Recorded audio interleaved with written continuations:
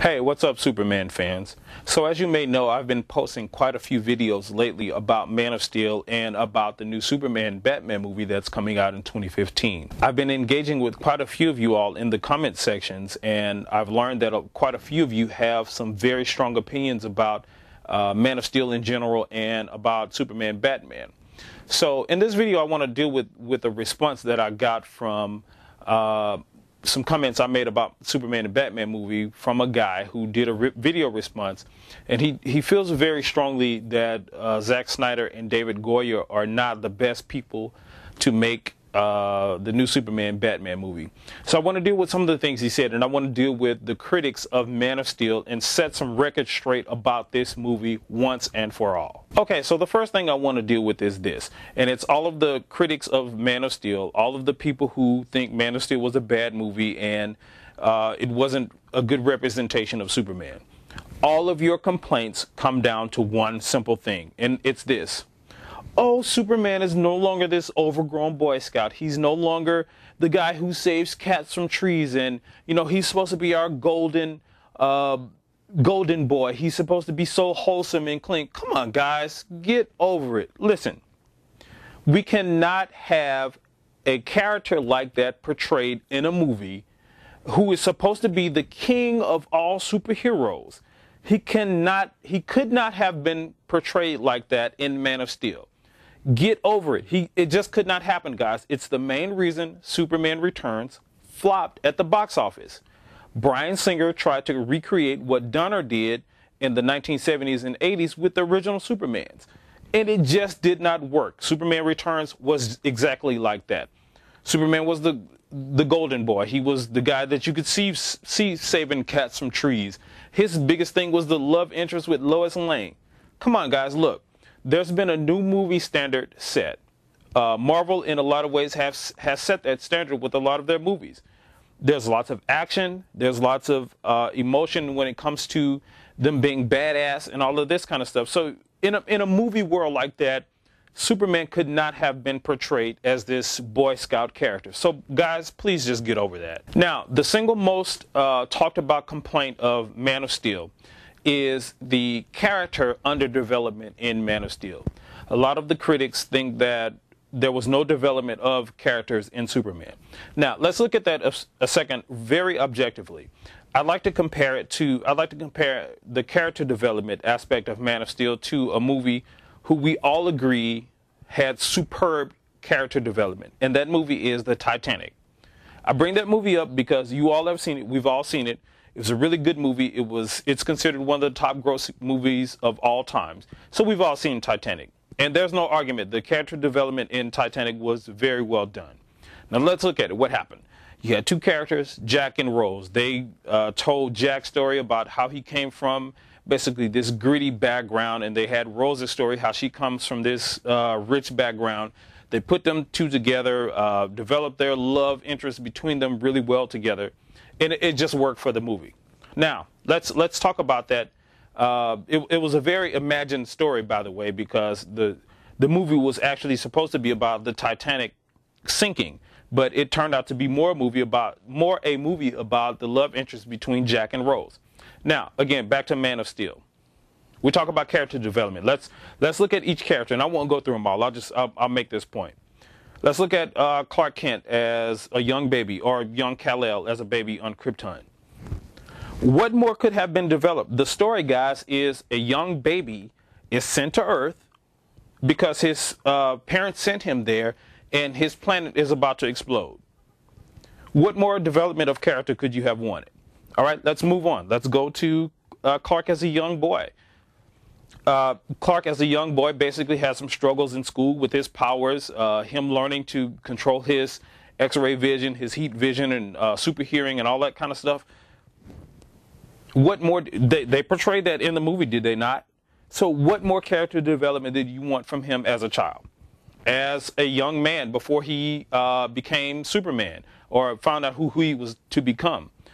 They portrayed him on a journey to discover who he is and where he comes from, and they showed his struggle with dealing with people and how hard that struggle must have been. Did did you not see that in the movie? I don't understand what more could you have wanted from the movie. Now, sure, could they have elongated all of that and stretched it out a bit more so some people could have caught up with it? Okay, sure. But what's the point, guys? The story would have been the same. We all know it's a story of a guy who is becoming Superman. Everybody knows that already. Why would we have spent time trying to develop or trying to elongate things in such a way that it just elongates the story?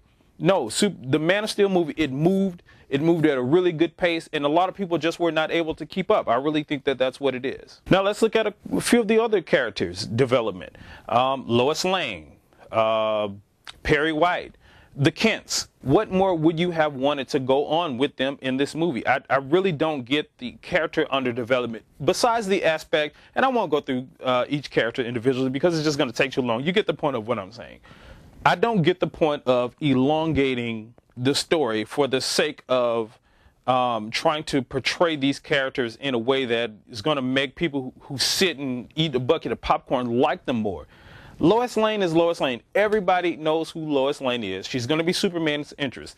Everybody knows Clark Kent is going to become Superman. Why elongate the story in a way that's going to just slow the story down? Why do that? So character development, guys, I have to debunk that. That's a really, to me, I don't see reasoning for it. So if you're one of those people who think the character development was a bad thing in the movie, please jump down in the comment section or something and tell me, explain to me how you think the characters could have been developed more without elongating the story unnecessarily or just doing anything that wasn't really necessary with the movie. Now, the second complaint that I hear the most is, again, and you can go check out some of these reviews. Please go check out all of the reviews. Just spend an hour or two one day and check out the reviews of Man of Steel just on YouTube. Go search for it. But the second biggest complaint that I hear is that, oh, Man of Steel is so much like other movies. It has elements of Avengers. It has elements of Matrix and all of this stuff. Guys, again, think about it. You're the one that said that Superman should be portrayed that way before it came out. Everybody was saying that, oh my God, DC should follow Marvel's pathway the same way that they did. They did such a great job. DC should do the same thing. You're the one that said that, guys. And come on, you got it, and now you're complaining about it. Sure, there was some scenes in Man of Steel that kind of reminded you of Matrix. Hello, Matrix was a really good movie. Sure, there were scenes in Man of Steel that kind of resembled some of the action scenes from Avengers. Hello, Avengers was a good movie. Did it not make sense to copy some of the elements and portray them in your own way? Not one time was I sitting in the movie thinking like, oh man, that's like a fight scene from Avengers. I didn't think that. I'm thinking like, this is a cool fight scene. So they didn't like exactly do this exact replica of the action sequences from these older movies. It didn't work like that. And even if they did, again, guys, you said that that's what you wanted. DC should follow Marvel's path, and they did such a great job. So what are you complaining about? So what? The action sequences were part of probably one of the best parts of Man of Steel. They were amazing. What's your complaint, guys? Really? The third complaint is kind of funny to me. People are just really funny to me nowadays. The third biggest complaint that I'm hearing about Man of Steel is that it had too much action in it. Too much action. That's kind of like saying, you know, I have too much money. I mean, really, guys, too much action. Now, if it hadn't been enough action or a few scenes less action, then people would have been complaining, oh, there should have been more action. Avengers had more action than this.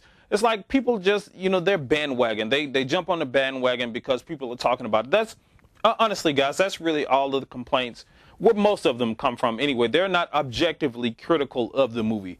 They're just bandwagon people who say, because everybody else is saying it, and, you know, there's been this big surgence of people who are talking about Man of Steel and just movies in general online lately.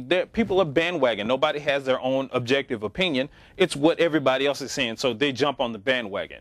Too much action, guys. Really, come on.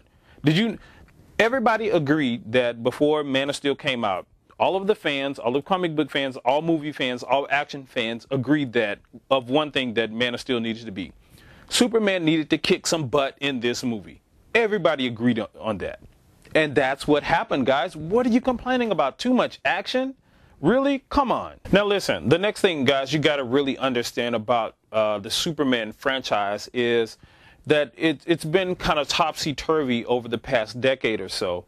And that's part of DC and Warner's problem going into making Man of Steel.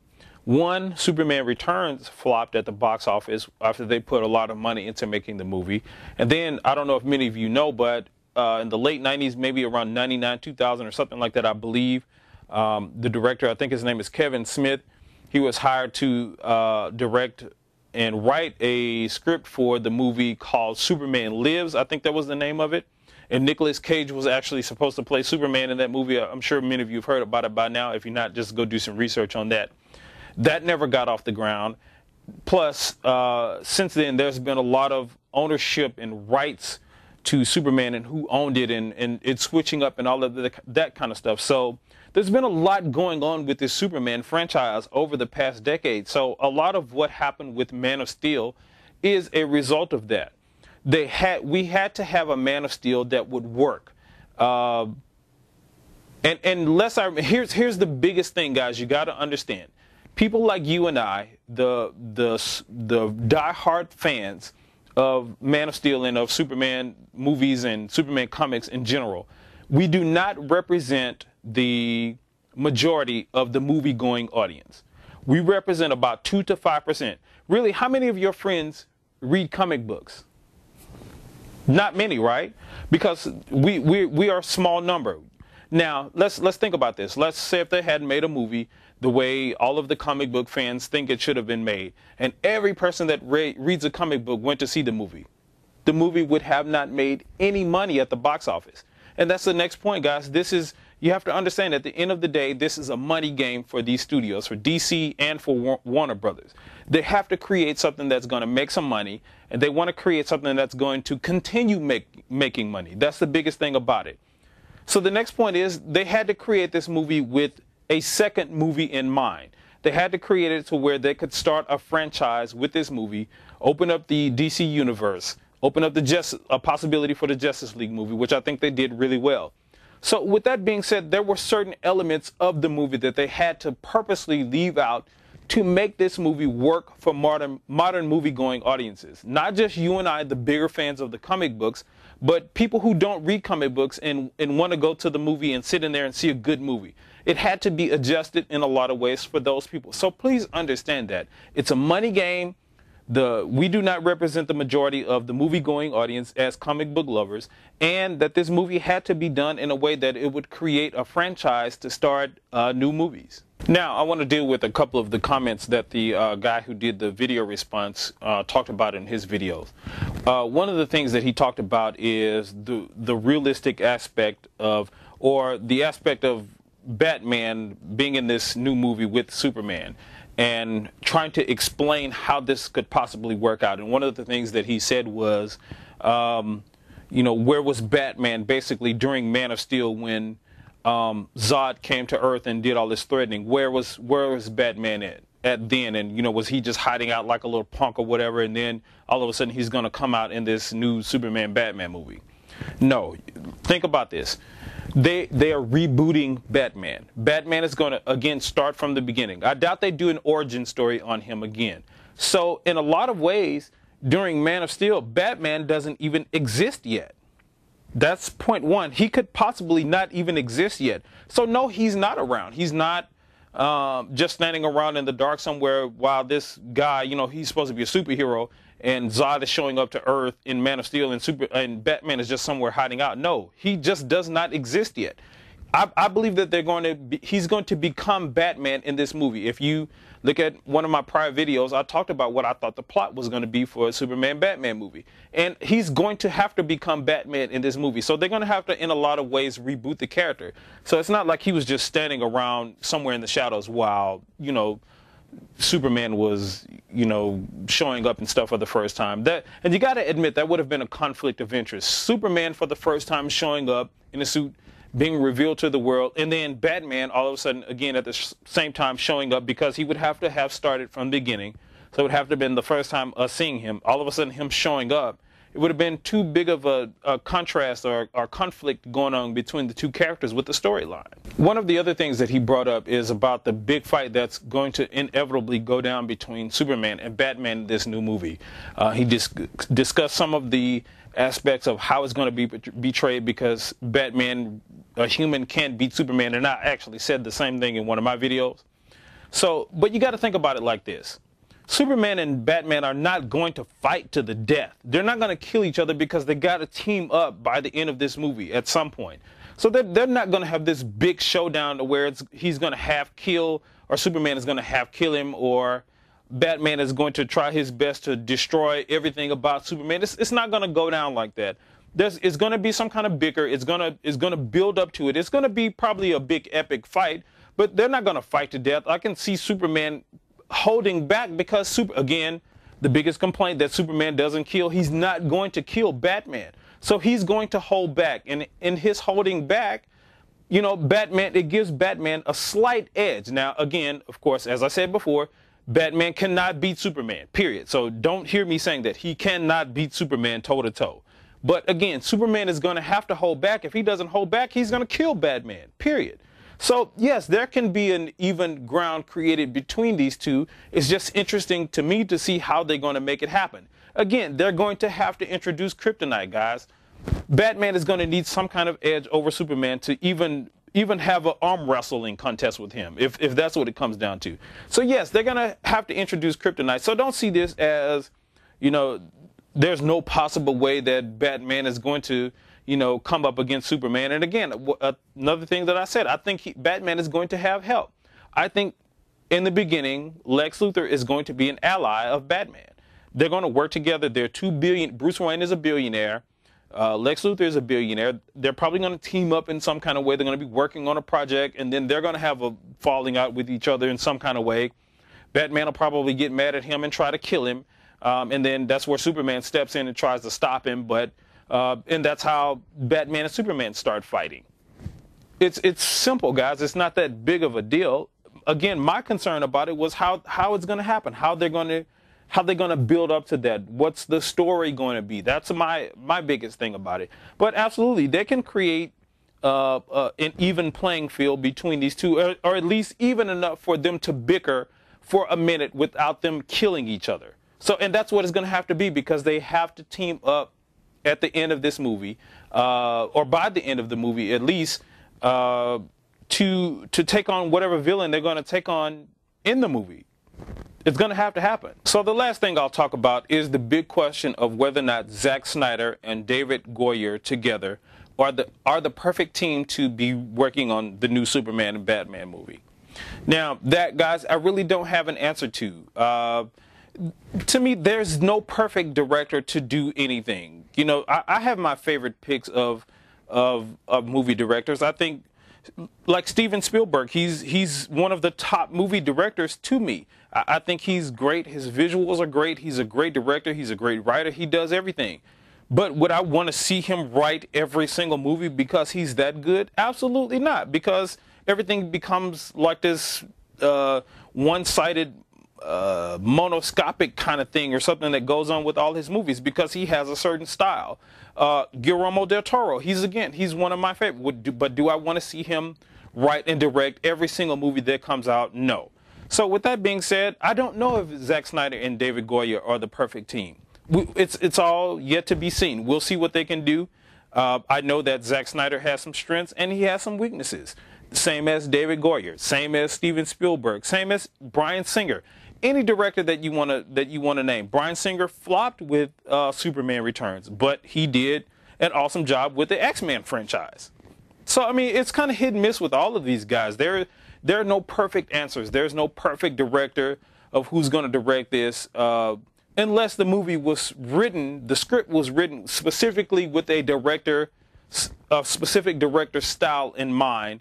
of who's going to, or how the movie is going to be portrayed, which Man of Steel, of course, was not. Again, it's kind of one of these things. It's like me. I'm a musician as a songwriter. I'll write a song and then I'll get with a friend of mine, and maybe he's a musician and maybe he's not. I'll get his thoughts, his input. I'll change, things based off that. And that's just how things work with these movies. There are no perfect people, guys.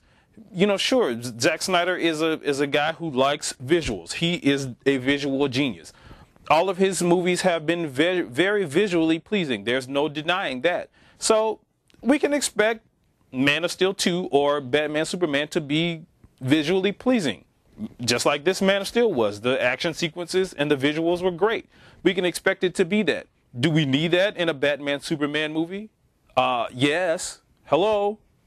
We need it to be good. We need every aspect of this movie to be good. So yes, bring Zack Snyder, bring David Goyer, bring Hans Zimmer back to write another score for the sequel, the Batman Superman movie. Yes, it worked, guys. It's sure. Again, don't hear me wrong. They have their flaws, which no perfect director is. So let's not get into this big, to do or debate about them not being the perfect guys. Like you, really, how would you direct a movie? Please, and people always fail to do that. How would you, as a director, direct the movie or write the movie?